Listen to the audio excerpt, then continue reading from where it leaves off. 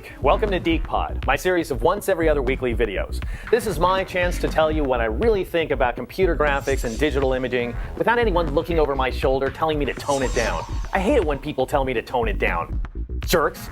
Today's episode is Metadata Forensics, What a Crock, in which I show you why metadata, which some people regard as hard, fast, indisputable, airtight electronic evidence, Photoshop defends it like it's the word of God, is so totally subject to fraud that my 7-year-old can mess with it. I mean, my grandmother's dead. My grandmother could alter it. And the way that Photoshop and the others defend it, it's just stupid. Metadata, what it is. Here's the deal. Virtually every electronic file you capture today contains extra source information called metadata. For example, when you snap a picture with a digital camera, you capture a bunch of pixels. You know that. For God's sake, tell me you know that. But your camera, totally behind your back by the way, records a few other settings using a special variety of metadata called EXIF.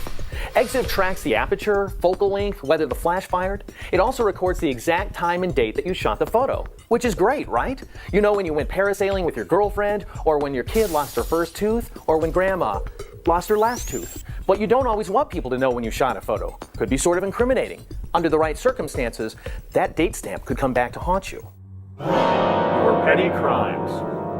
Like let's say one afternoon, your idea of a high time is to grab your buddies and knock over a bunch of trash cans, shave your neighbor's cat, toilet paper your mother-in-law's house, and switch around the letters on a school sign to craft some clever free verse poetry. You have a brilliant time. In fact, your only mistake is that you decide to document your tour de force with a few photos for your, your Facebook page. But then somehow you get caught. Might be because you posted all your photos on Facebook, dumbass. But whatever, word gets out you shot a bunch of photos. You're asked to hand over your computer.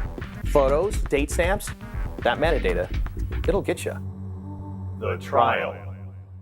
But the whole time you're just smiling, because secretly, you got the man beat. When the authorities come over to collect your computer, you're like, here you go, have fun, go nuts, it's all yours.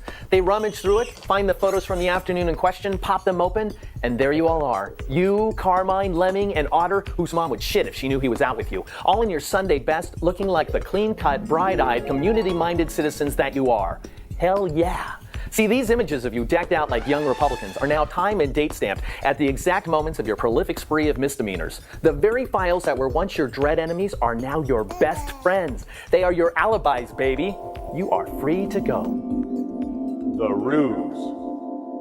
How'd you do it? How'd you merge the metadata from one set of files with the pixel content of another? Well, you could have used a dedicated metadata editor. I use this one called Reveal from a fellow named Will Stokes. But you don't want evidence of a dedicated metadata editor on your machine. That'd be too obvious. So of course, you got Photoshop, right? Problem is, Photoshop and other pro-level apps regard EXIF as sacrosanct. They don't let you edit EXIF, but they can be fooled. Let's say you open the photo of your clever poem, and then you open the one of you. Select all, copy, go back to the poem, paste, flatten, save. Photoshop doesn't let you edit EXIF data, but it does let you edit the image inside that EXIF data. Ergo, the inviolability of metadata is a fraud. Conclusion. Recap. The programs that let you edit EXIF leave no trace. The programs that protect it, like Photoshop, don't protect it well.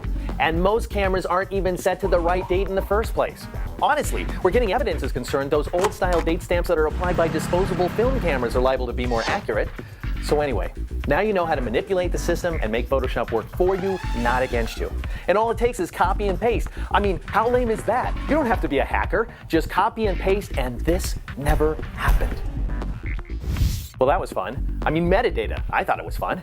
If you're looking for real training, not like the crap I just showed you, good stuff, check out my full line of one-on-one books at deke.o'reilly.com. Or if reading isn't your thing, peruse my videos at lynda.com/deke. Or go to my personal site, deke.com. And stay tuned for more videos. I have lots more creative nuggets to feed your eager brains here at dekePod.